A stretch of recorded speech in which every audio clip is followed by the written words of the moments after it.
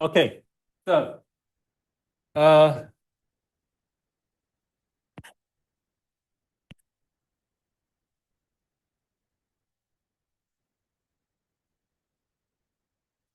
we were discussing the complex valued functions.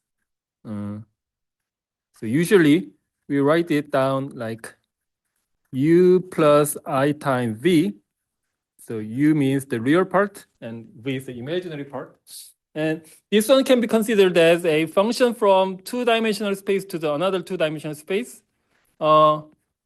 such that a point in the point xy is being mapped to the u and v. So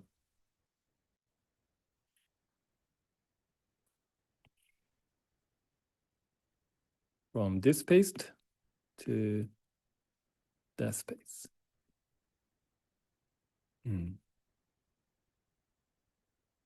So yeah, xy and uv.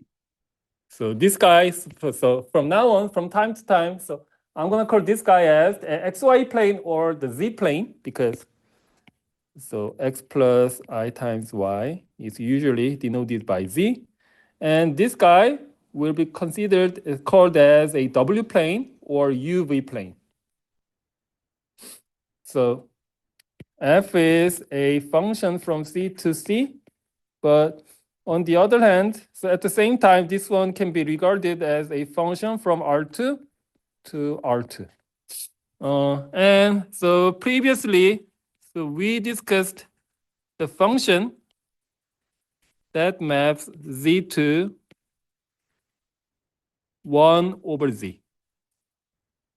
And so what was this? So this one was, well, in the polar coordinate, so this one can be considered as, this is a map which sends the point r theta to r to the -1 and minus theta.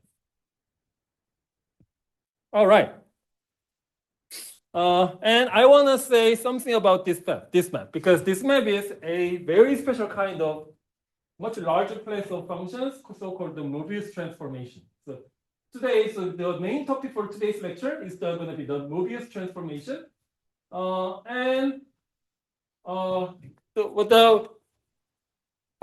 Before we discuss about the Mobius transformation, so first I want to talk about the extended complex plane.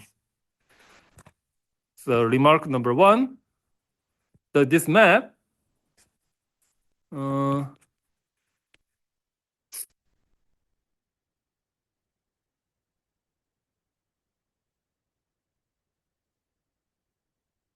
so what is the domain of this function? Well, this function is well defined for all but one single complex number. What is that? Yeah, that is when z equals to 0, this function is considered not defined at that point. But we can actually extend this function to the slightly larger domain, so-called the extended complex plane. And this guy can be extended to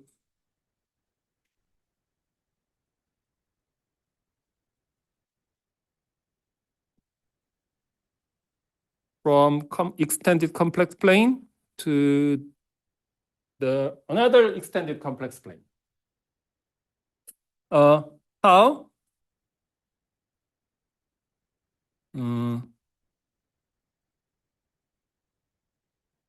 Well, t of 0 is now defined to be the infinity, right? So if you plug in z equals to 0 here, then the function value at this point is going to be the infinity at this point, and on the other hand, t of infinity. So, well, if you plug in this number to here, then we define its function value to be 0. So so these two spaces, they are considered to be the same as the two-dimensional sphere. then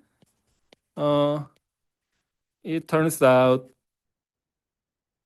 this function is this extended function is continuous.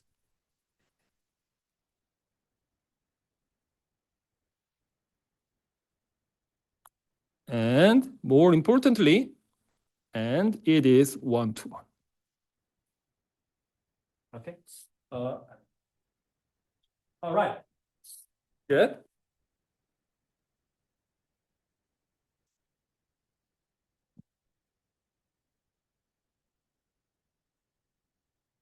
The next remark is this map, this one over z, the function one over z has very important properties. So what is that? So this property can be summarized by one single sentence. This map maps every lines and circles into the another line and circle. So every line and circle in the z plane is going to be another lines or circles on the w plane. So I'm going to explain why.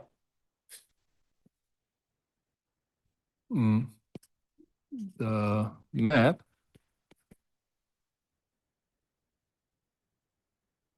maps the circles and lines to circles and lines.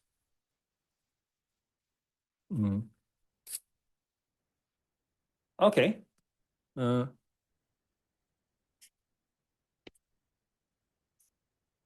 This is our map, right? And W is U plus I times V. But 1 over Z, if you multiply the complex conjugate of Z to the top and bottom, then this is just Z squared Z bar. So this is X over X squared Y squared minus I times X squared and Y squared. Right? So it tells us if you plug in a point, the point X comma Y or X plus I times Y is now being mapped into the X over X squared plus Y squared, comma, minus Y squared over X squared plus Y squared. And we're going to do the same thing. Well, because since this function is a one-to-one, the one-to-one map between these two, so we can also consider its inverse. So its inverse is, so is going to be Z is, obviously, if this is the inverse of this function, then likewise, X plus I times Y is U squared V squared plus I times minus V over U squared and plus B squared. Okay. Okay, so we now obtain the simple relations between the U comma V and X comma Y. And now by using these two relations, how to explain why this map maps circles and lines to another circles and lines to another space.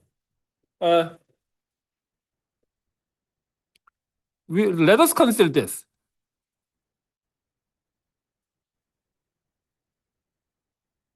A times X squared plus Y squared plus BX plus CY, plus D equals to 0. Well, for some right choices of the coefficient A, B, C, and D, then I say these equations always refers to some lines and circles in XY plane. Well, why? Because if A equals to 0, then this is now not a quadratic polynomial. This is just a linear polynomial. So, well, this obviously means a line in XY plane. And what if A is some non-zero number? So if A is a non-zero number, if A equals to 0, then it is a line. And if A is non-zero, then I want to complete the square, and I will make it something more like the equation of the circle. Then x squared plus y squared plus this, and c over a y plus d over a. So let me complete the square. So plus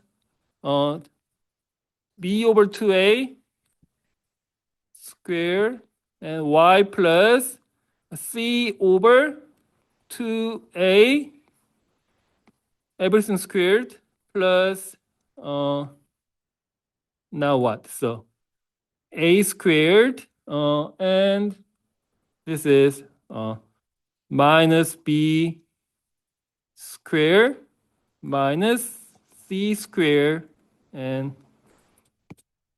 well, also I have 4, and plus 4 times a d equals to 0, right? So in other words,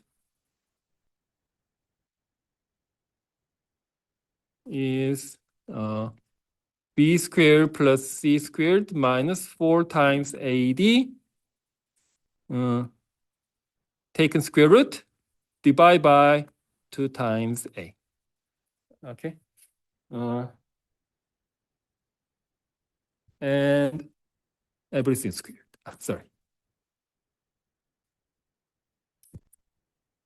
Okay. Okay, great. All right.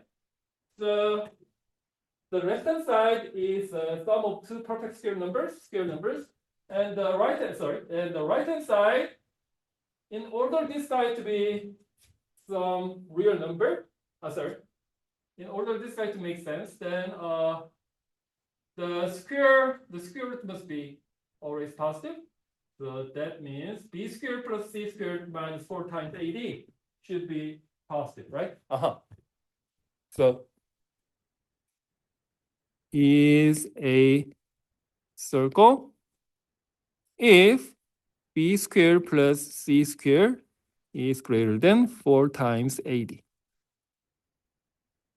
Okay. Okay, so let me summarize these two. So suppose that I have this equation, so a times x squared y squared plus bx plus cy plus d equals to 0. And if each of these parameters, a, b, c, and d, satisfy this inequality, then that implies no matter if a equals to 0 or not, so if a equals to 0, then this equality is automatically satisfied, right? And if a is some non-zero number and satisfying this relation, then this also means this is a circle. So therefore, we are safe to say that this equation always represents a line or circle if this equality is satisfied. Okay. All right. Okay. So, now let me assume this. On this xy plane, we have this equation such that A, B, C, and D, they are satisfying this inequality. Now, I am interested in finding the image of this line or circle. So, in order to find the image of this equation, image of the curve given by this equation, then we need to replace every x and y by these equations. So what was that? Yeah. So this is x and this is y, right? So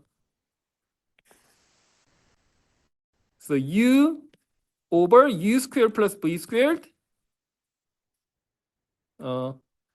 minus v over u squared plus v squared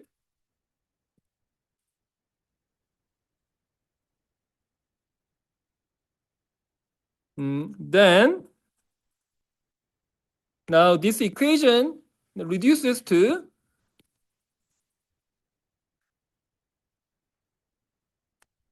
then this equation is now going to be a times x squared y squared. So u squared plus b squared, everything squared, and u squared plus b squared plus u squared b squared and b times u plus minus c times v over u squared b squared and plus d equals to 0, right? So simplifying this, it turns out okay, so this is okay. So one of these two factors it cancel. So this is just a plus b u minus cv plus d times everything u squared plus v squared. 0. Okay. Okay. Now I will need to make sure if this equation really represent a circle or line in W plane. So in order to this guy to be a line or circle, I need to make sure if this equality is satisfied. But now you will need to make sure that a lot of these coefficients are somehow changed. So here now A is now it's going to be D. So and B, C, they are the same. So therefore, B squared plus minus C squared minus 4 times D times A. And I am pretty sure that this is still greater than 0 because we had this inequality. Okay. So it is a line or a circle in W plane. Great. Okay. So now the question is which line is mapped to which one? So let me talk about that. Okay. So well, after all, the image of this line or circle is gonna be this one, right? So these are the relations. So well, suppose that I have a circle. So I have a circle in the xy plane.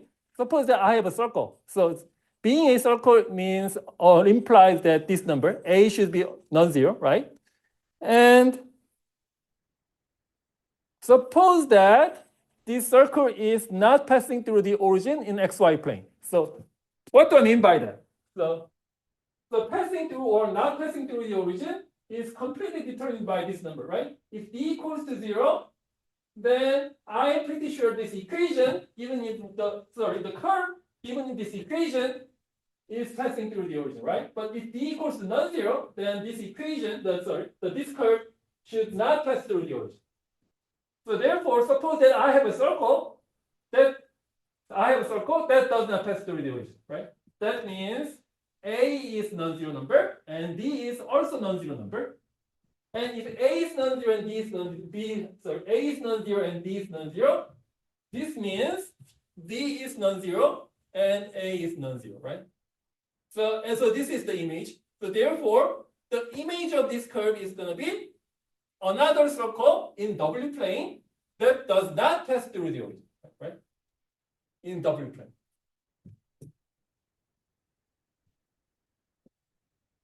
So, okay. So if a circle not passing through the origin in Z plane,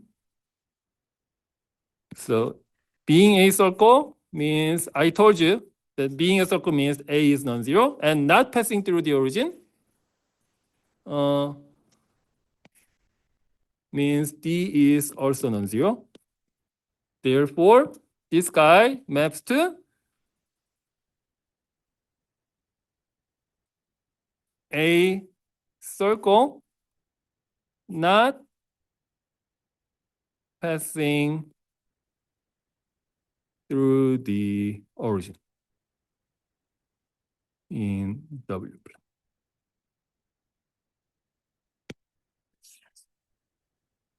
Okay. And number two, I have a circle. Suppose that my circle is passing through the origin. So this implies D equals to 0, right? Okay, so well, if D equals to 0, then what do you think is the image of this curve? Well, since D equals to 0, so therefore in W plane, well, this quadratic term goes to 0, right? Therefore, if D equals to 0 in this equation, and this is 1, and this is just simply an equation of a line in W plane, right? So in this case, this guy is now being mapped to a line. And is this guy passing through or not passing through the origin? And since A was supposed to assume to be presumably non-zero number, therefore this guy is also non-zero. And this constant term in this equation being non-zero implies that this line is never be able to pass through the origin, right? So it's not passing through the origin in W plane. Okay. All right.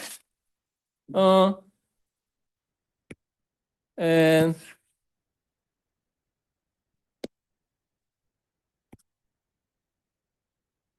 number 3.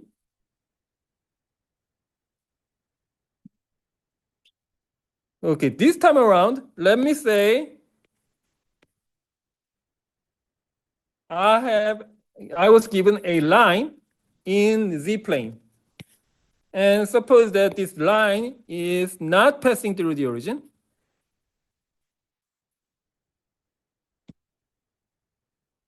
So this means that D is non-zero. Okay. So if A is non-zero, A equals to 0 and D is non-zero, this means D being D non-zero means so you have a non-zero quadratic term in W plane, but A equals to 0 means that therefore this implies that this curve is a circle in W plane, but since the constant term equals to 0, therefore the image of this circle is going to be a circle in W plane, which is passing through the origin, right? So it's going to be a circle and passing through the origin, right? And finally,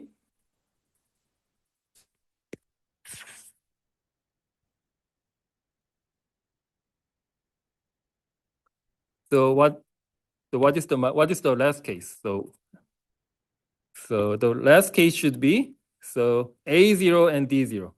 Suppose that my curve, so I have a line which passing through the origin in Z plane, it is going to be what? So yeah.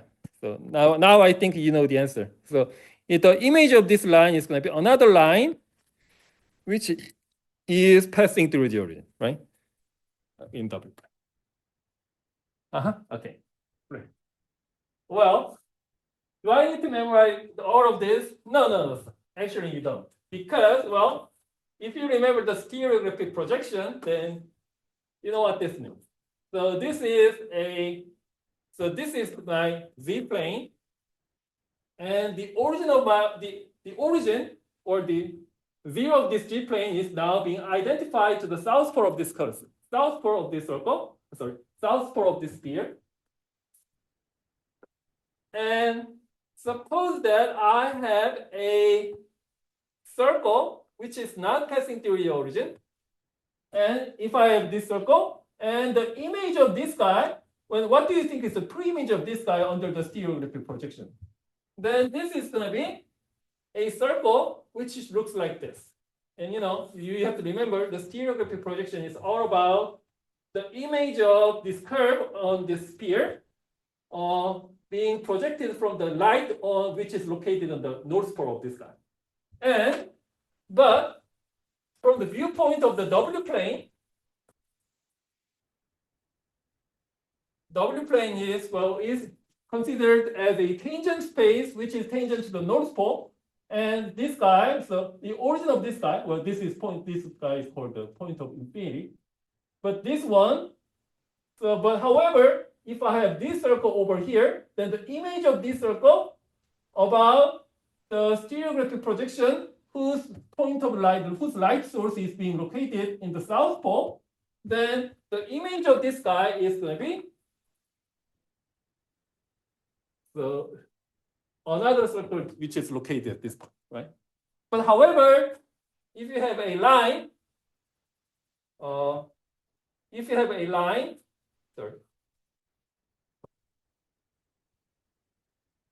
not passing through the origin, but this line is now 1. So image of this guy is now being identified to a circle which is passing through this point of infinity. Because why? Because since line is unbounded, therefore we are safe to say this line is actually passing through the point of infinity. So, the image of this guy, the pre-image of this line under this stereographic projection must be some kind of curve which is passing through this point of infinity. So therefore, under this stereographic projection, the image of this curve in W plane must be another circle, but this time around is passing through the origin into W plane, right? You know what I mean. Okay. So I think this is a really interesting small pop-up quiz. So try to guess the correct answer of this. Let us consider this. This is a half plane.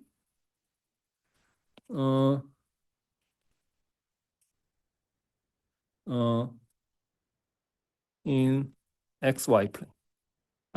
I should better say the Z plane.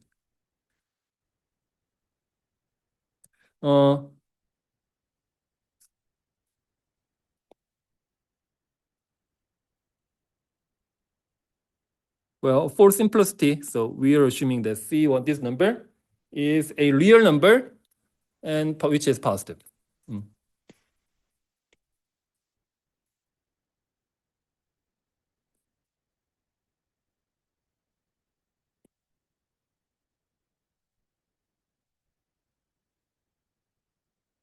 Can you guess the image of this guy under this transformation? Okay. So actually, I can give you the formal proof of the answer of this. But before we get to the formal proof of this question, let me try to give you answer using this picture. So this is my Z plane, right? And we are talking about, so this is the X coordinate and this is the Y coordinate, right? And we are talking about the image of this part of the Z plane under this transformation. So, and you know what? So this is a line which is passing through the origin. Therefore, the pre-image of the boundary of this area, the pre-image of this line is going to be a circle on this two-dimensional sphere, and its image must be passing through the point at infinity. Therefore,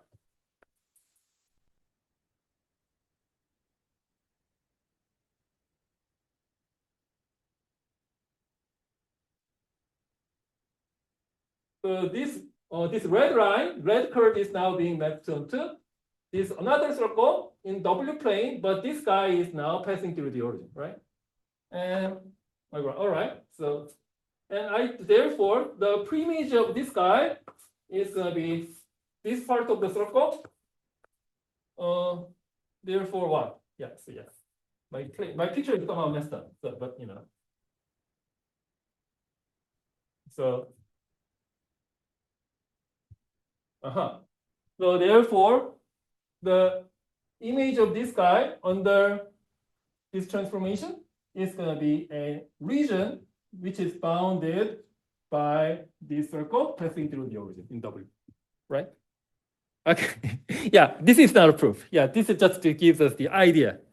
So, all right, so now this time I'm going to give you the answer. So this is my equation. And well, since we are talking about the image of this guy, now I am always good to replace every x by u over u squared plus v squared. This is greater than C1. So this is u is greater than u squared plus v squared. And this is what? This is u squared plus v squared minus C1 over u and u. And since we are multiplying everything by some negative number, yes, so therefore the inequality must be reversed. So this is u minus and squared plus v squared is less than 1 over this guy. Okay, so this is, well, so this obviously means the image of this area is this inside of this circle. Okay, great. All right, so yeah, so we were able to do many interesting analysis on this transformation. This one looks like very simple transformation. Z goes to just 1 over Z.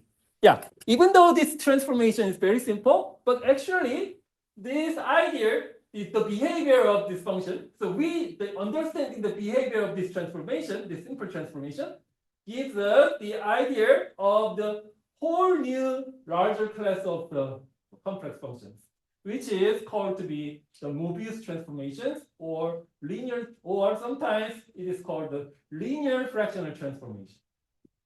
Okay, what are these?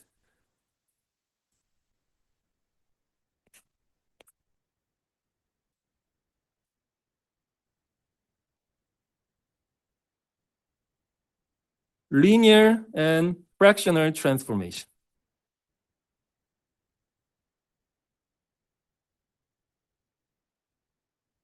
And sometimes in many other textbooks, they call this guy the Mobius transformation.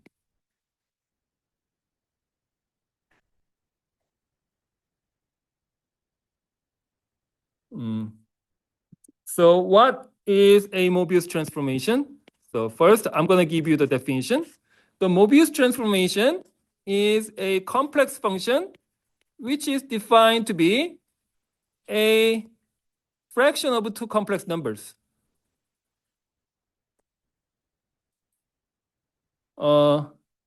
Here, A, B, C, D, they are assumed to be their complex numbers. And so I don't want this function to be some constant function. Well, so what do I mean by this? So, well, if you're not lucky enough, then, well, maybe it could be possible to getting out of some common factors from top and bottom. And in that case, the function my function is going to be some constant function. And I don't want that. So we require that AD minus BC is non-zero, right? So every function that has in this form is going to be called, from now on, is called a linear fractional transformation.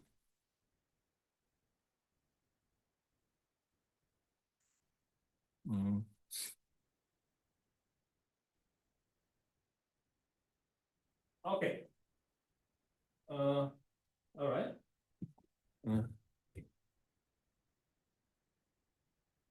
So this linear fractional transformation actually contains many interesting functions. Like for instance, well, constant function is not a linear fractional transformation, but a linear polynomial on linear polynomial is a linear fractional transformation. So in other words, so if W equals to some constant times this, then this is still a linear fractional transformation. I should better say A. And if A is AZ plus B, then this is still a linear fractional transformation. But these are some very easier kind of linear fractional transformations. And the most interesting linear fractional transformation has non-zero denominator. Okay, so, and, well,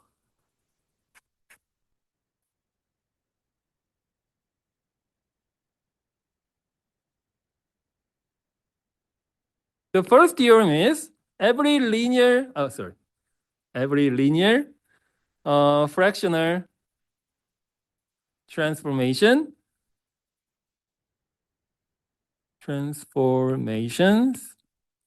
maps lines and circles to lines and circles. Okay. We heard this before. Yeah. So this means, well, the image of any line could be a line or circle, or the image of some circle, any circle is going to be another line or circle. So, but eventually, line is going to be, so these two classes of curves is going to be, again, the lines or circle. Why? Why is that?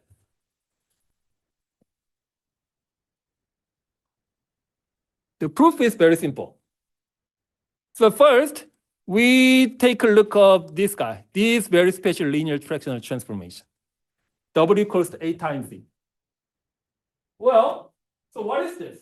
So this is not a big deal. So, well, in terms of the polar form of this number A, suppose that A equals to R times e to the I theta, then this function should be understood as you magnify this complex number Z, by the factor of R, and you rotate it by counterclockwise direction by bigger radians, right? And under this transformation, line is going to be another line, and circle is going to be another circle, right? Only magnifying field will be, well, because this is just by this nothing but the magnification and rotation. So therefore, circle. So therefore, this one maps lines and circles to lines and circles. Okay. Good.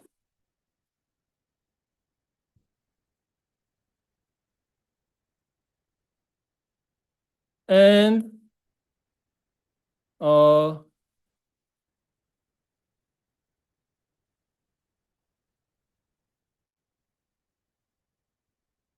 so therefore,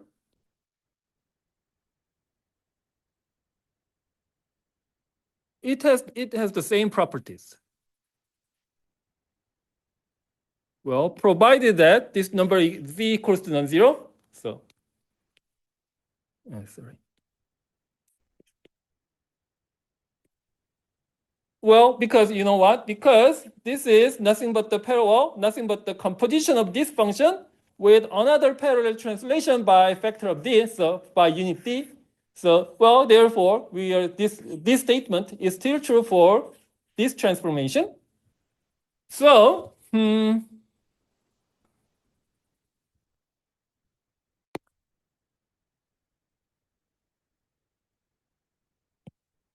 if c equals to 0, then this linear fractional transformation is going to be just AD BC. So, well, because of this condition, well, sorry, yeah, I messed up, yeah. So if c equals to 0, then because of this condition, then d can never be 0. Therefore, my w is going to be, it's just nothing but some constant constant number times z plus another constant number. So, well, therefore, because of this statement, so in this case, this linear fractional transformation, it maps the lines and circles to another lines and circles. Okay, good. Now, suppose that my c is a non-zero number, then this linear fractional transformation is now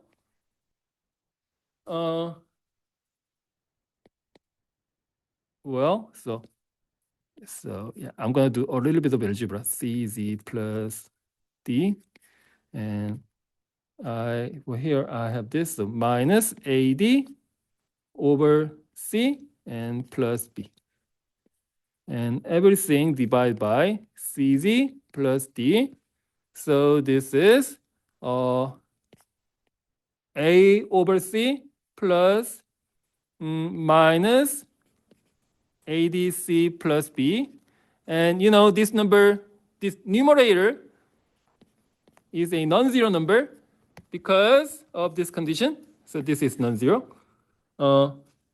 Yeah, so yeah, this is getting somehow ugly. So let me try to make it a little bit more beautiful. So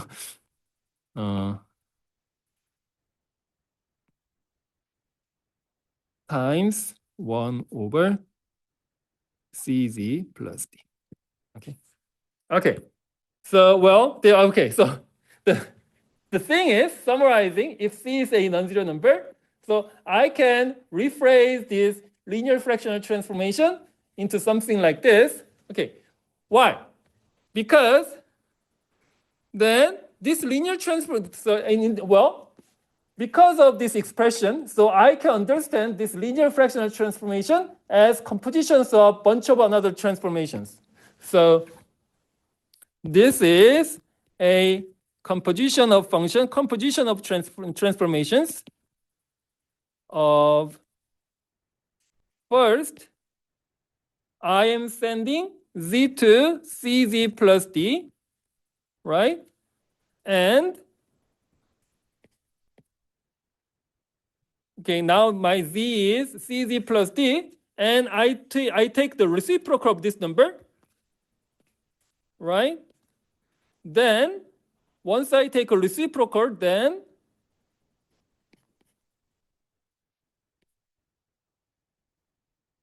some constant number times z plus another constant. Okay, good? Yeah, good. All right.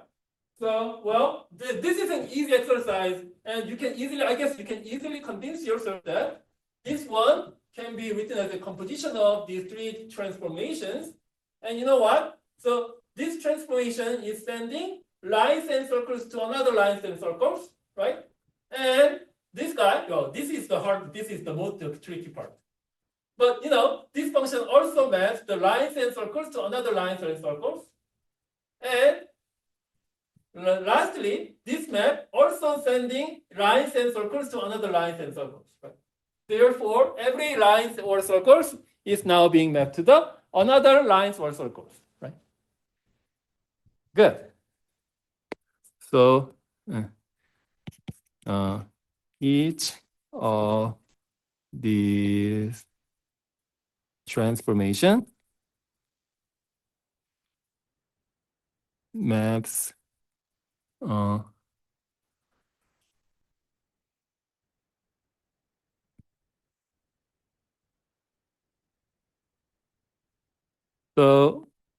the proof is okay. All right. What now?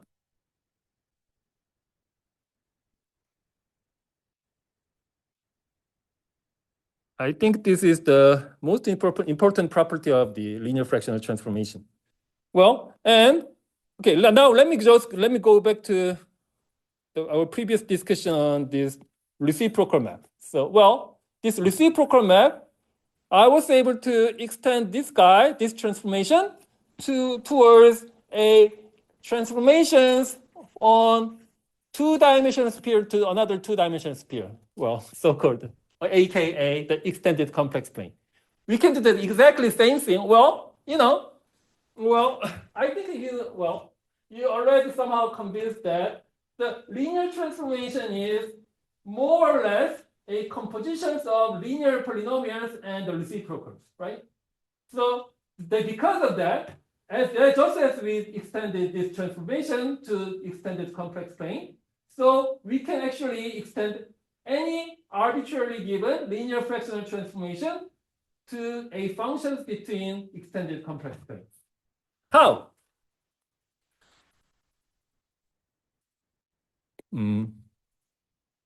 So a linear fractional transformation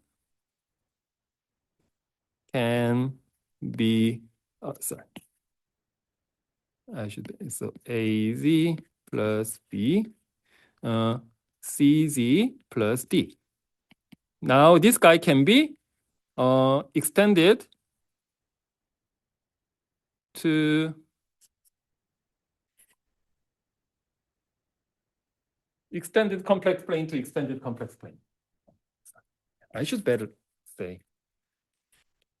S2 is so topologist word.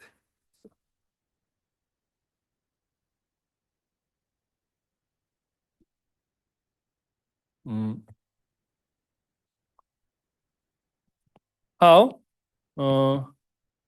If C equals to 0, well, if C equals to 0, then that means, well, you actually have no singularities. So that means, well, everything. So domain of this transformation is whole complex numbers. So in this case, this extension should be the point at infinity is now being defined to be the point at infinity. So this is how you extend your function t. And suppose that C is some non-zero number. In this case, if C equals some non-zero number, then the domain is not all entire complex numbers. Well, and in this case, your linear fractional transformation is undefined when your denominator equals to 0. So in this case, in C, if C is non-zero, then minus, well, and this guy is now defined to be the infinity. And just one more thing, I will need to define just one more point.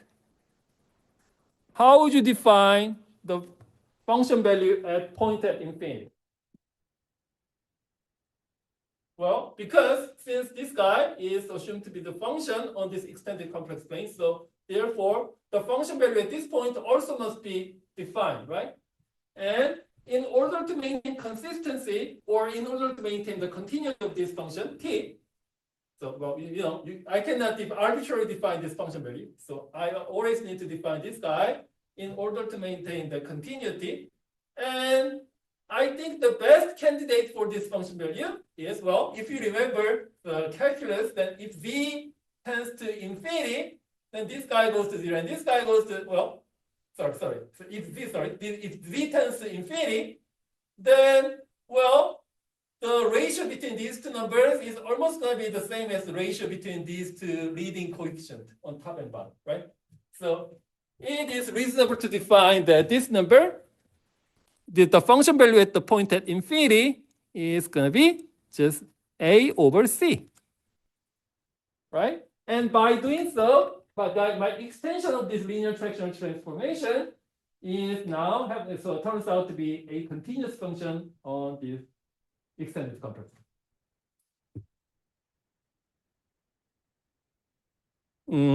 All right.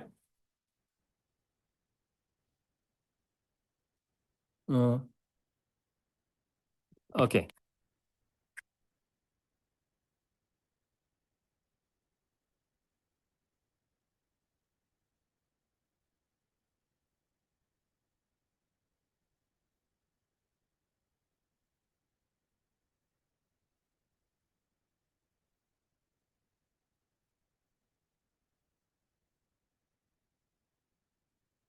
A Z B over C Z plus D, such that, okay, yeah, I am imposing these three conditions, I to I and minus to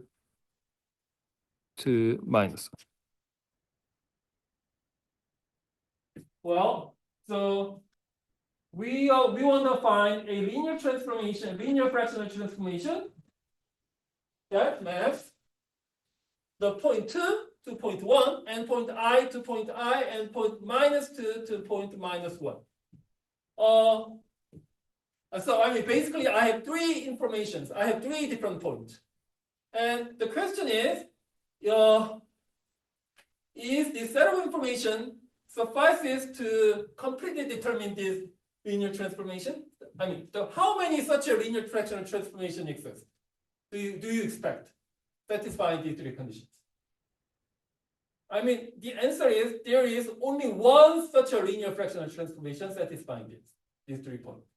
Why? Because, well, okay, now let me take a look at these linear fractional transformations. Well, it looks like it has 4 undetermined coefficients, A, B, and C, D.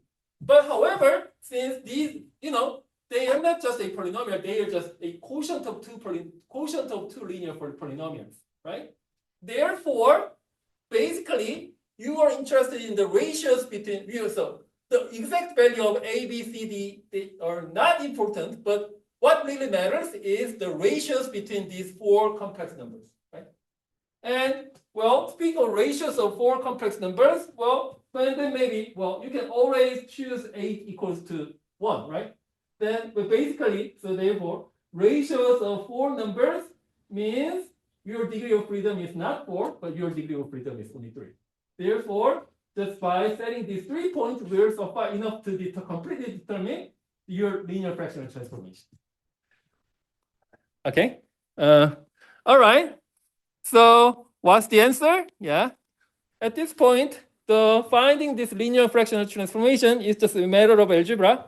Yeah. I'm not gonna spend too much time on this. So let me use the first condition.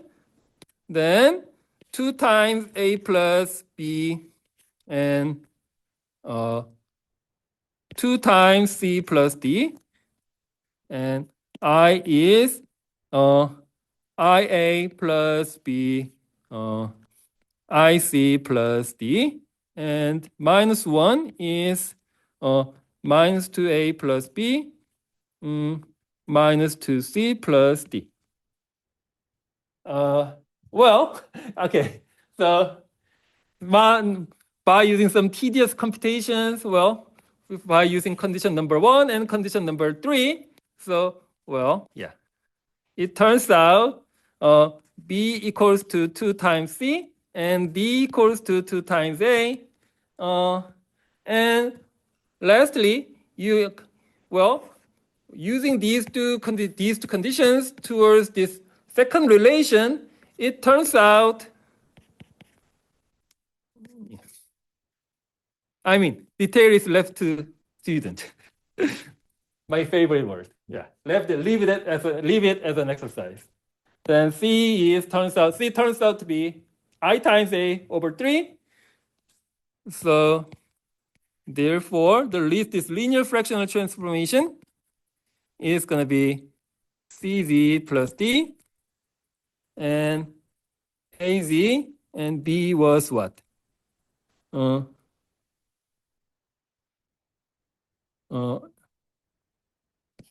So since this is my C and this 2 times 8, so 2 times IA over 3 and IA over 3 times Z plus 2 times A.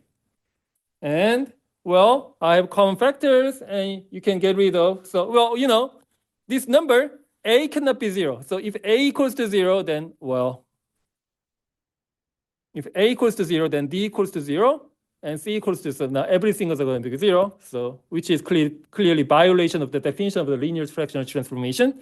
So Z plus 3 I times 2 over 3, and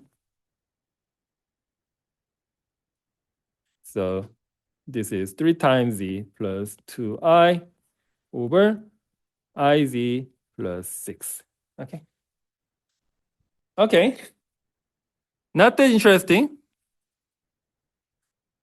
Not the most exciting exercise.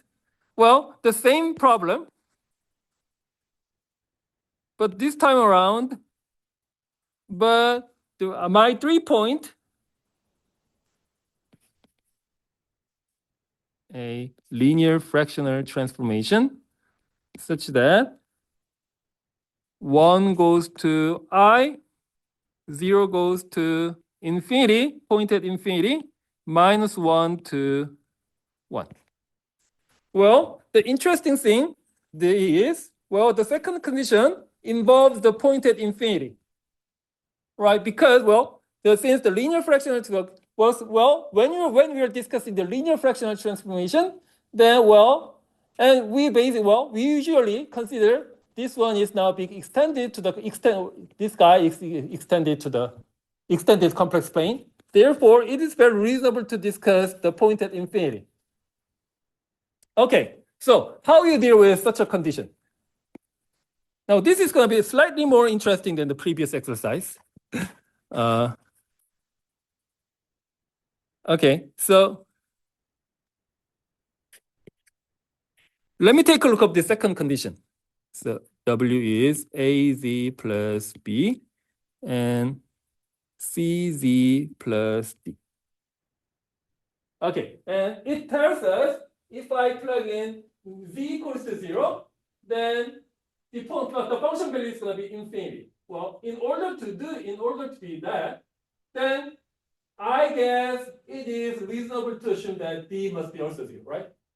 So this is the only way that you attain 0 out of this condition. So this implies D should be 0. And then first and the last condition tells us I is A plus B over C, and 1 is minus A plus B over minus. Okay. So A plus B is I times C, and minus A plus B is minus C. So therefore, if you take a sum of these two, then 2 times B is minus 1 plus I times C. And taking subtraction of these two equations, we have 2 times A is just 1 plus I times C. So therefore, our linear fractional transformation is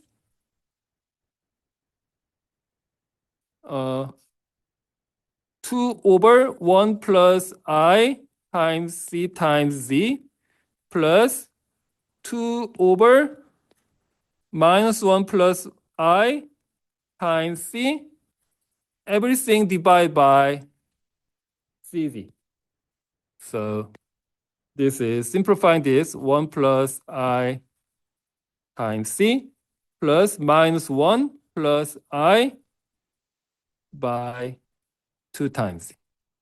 Okay, great.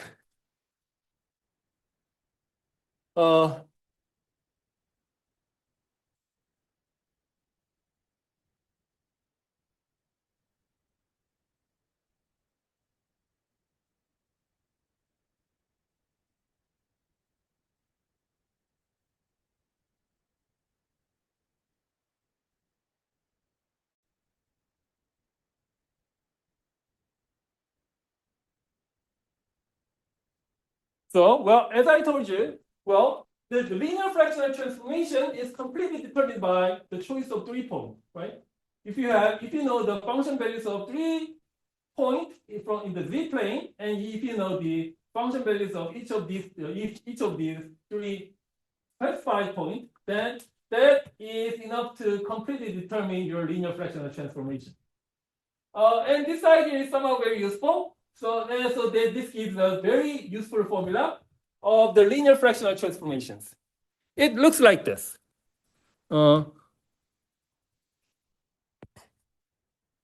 W1 over W minus W3, W2 minus W3, and W2 minus W1 is Z minus Z1 and Z minus Z3 and Z2 minus Z3 over Z2 minus Z1.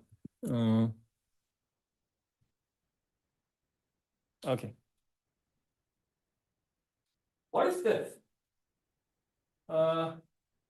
This is something interesting.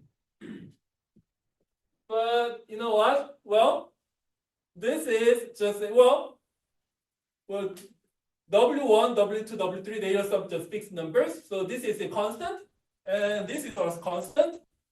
And well, so therefore the right-hand side is just well, rational functions of the complex numbers, right? So z minus some other constant and z minus another constant times another constant. So this is just a rational functions, right? And same thing is true for the left-hand side. This is a linear functions on the variable w, right? And if you solve this, then well, you can easily say that this is still a linear fractional transformation, right? I mean, in this case, you're always good to solve this guy as w equals to az plus b over cz plus d. So this is a linear fractional transformation written in another form. And this form is called the implicit form of the linear fractional transformation. So this is implicit form of linear fractional transformation. Okay.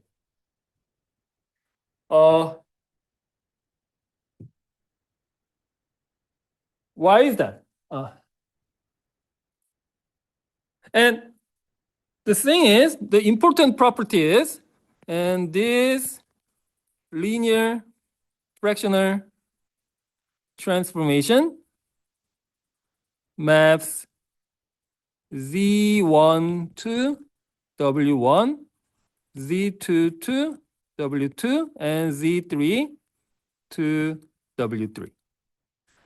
Why? Because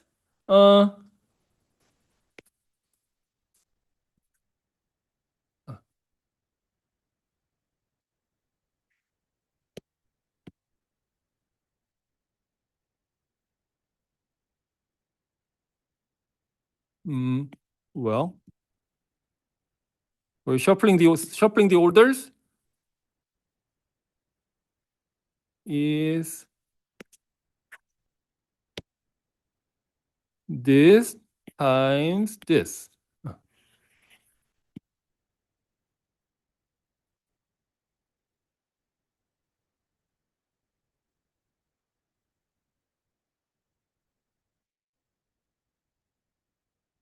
Okay, good. And suppose that I have plugged in, well, and first of all, you need to notice, so first you need to realize that linear fractional transformation is always one-to-one function from extended complex plane to another extended complex plane. Why? Because, well, you can always invert your linear fractional transformation.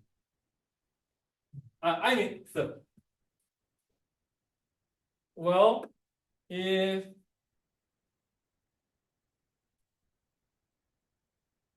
then this one can be written as CZW plus DW is DZ plus B.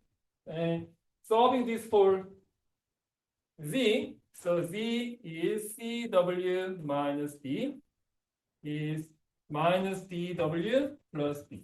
So therefore, this means Z equals to minus DW plus D and CW minus D.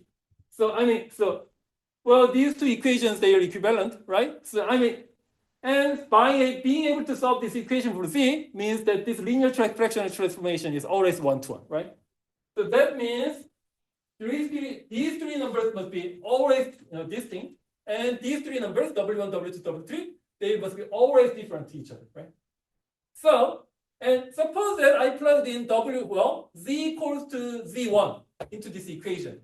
If I plug in Z equals to Z1, then this guy, then this guy equals to 0. This factor equals to 0. The whole right-hand side goes to 0. And in order to attain the equality, then the only possible option is, so this is non-zero and this is Z1. So this is non-zero, non-zero. So therefore, W must be W1, right? The same thing is true for Z3. So if you plug in Z equals to Z3, then, if Z equals to D3, then in this case, this guy goes to 0 because of this vector goes to 0. So therefore, the only possible way to attain this equality is going to be W equals to W3. And same thing is true for Z2. So if Z equals to Z2,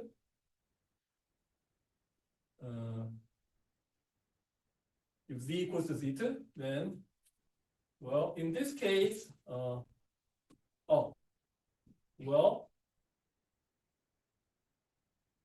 if Z equals to Z2, then Z2 minus Z1, I have Z2 minus Z1. I have two non-zero factors here and there, so they cancel.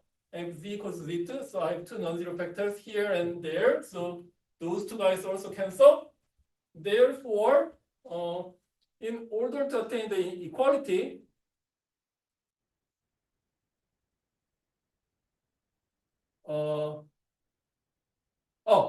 in order to attain the equality, then the only possible option is letting W equals to W2, right? So, so this is the equation. So therefore, being able to understand this implicit form of the linear fractional transformation, then you can easily get the linear fractional transformation satisfying these three conditions. So let me go back to our previous example. So previously, we were interested in finding the linear fractional transformation satisfying these three conditions. Okay, but this time around, instead of relying on simple algebra, so we can take advantage of this formula. So let me copy and paste of this.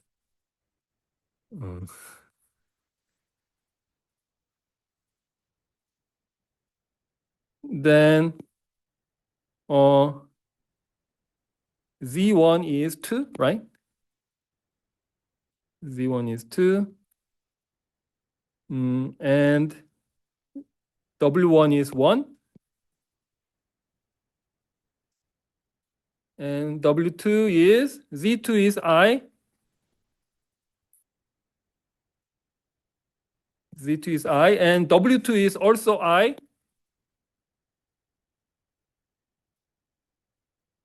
And finally, Z3 is minus 2.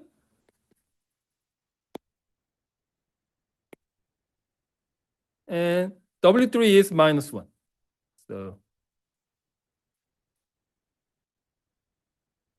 okay. So I ended up with some ugly looking relation, and it leaves us to, if we can solve this equation for W, then it turns out it's going to be, again, this also left as an exercise. And once you solve this equation for W, then you get this answer. and which is precisely the same as the previous. Okay. All right. Well, the natural question arises is, suppose that either one of these numbers equals to infinity, right? Well, then in that case, can I still make use of this formula? Answer is yes, even though one of these number goes to infinity. Okay, how?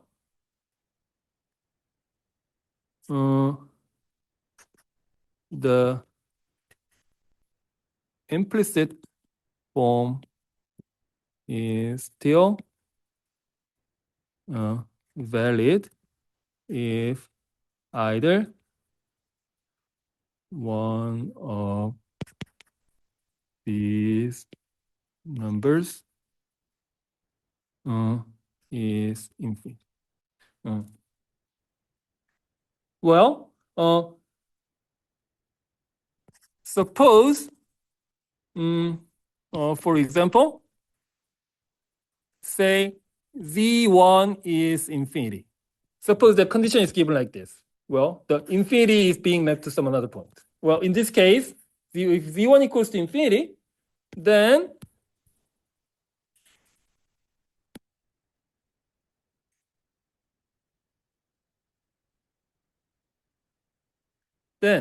the problem is how you deal with infinity. Then the idea is this. You can deal with infinity like this. Now, letting Z1 to 0, then now every Z1 is now being replaced by 1 over Z1. And by using the limit, we will tend Z1 to 0. By doing so, we can still deal with infinity, right? But this time, limit still carries over, but simplifying this, so Z1 minus Z minus 1 over Z1 Z minus Z1 Z. Oh, no. Sorry.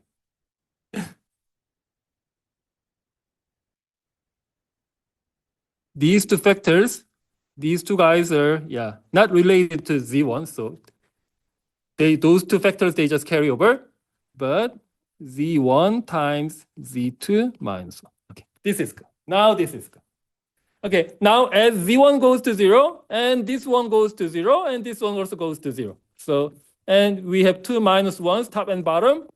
So this is just Z2 minus Z3 and Z minus Z3. Okay.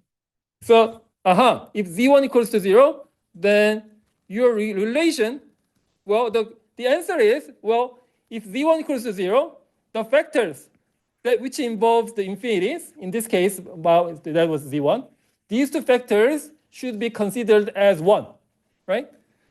So this is how you get the infinity, deal with infinity. And well, same thing is true for the other side, the left-hand side. Suppose that W3 was infinity. In that case, you can simply assume these two factors related to these infinities, and you can assume these two factors equals to 1, and this is how you get the linear fractional transformations, which involves the pointed. I have sorry. So I just ran out of time, but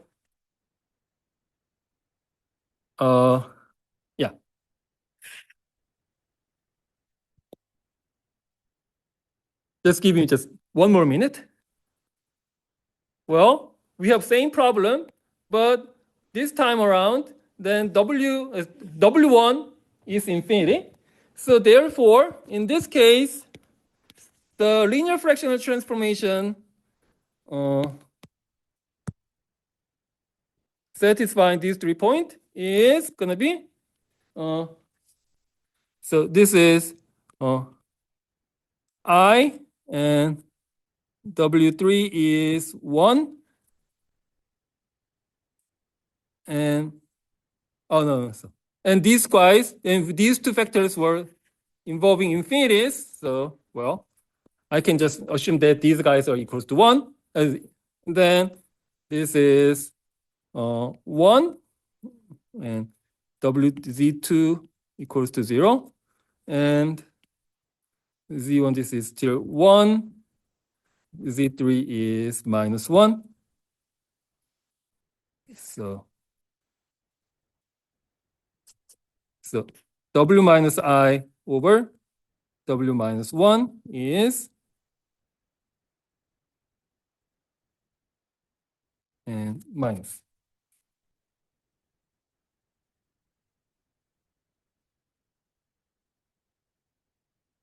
Okay, good.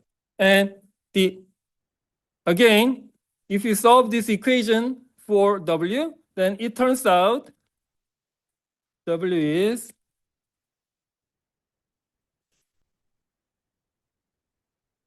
okay. All right, yeah. This is the end of today's lecture, and see you.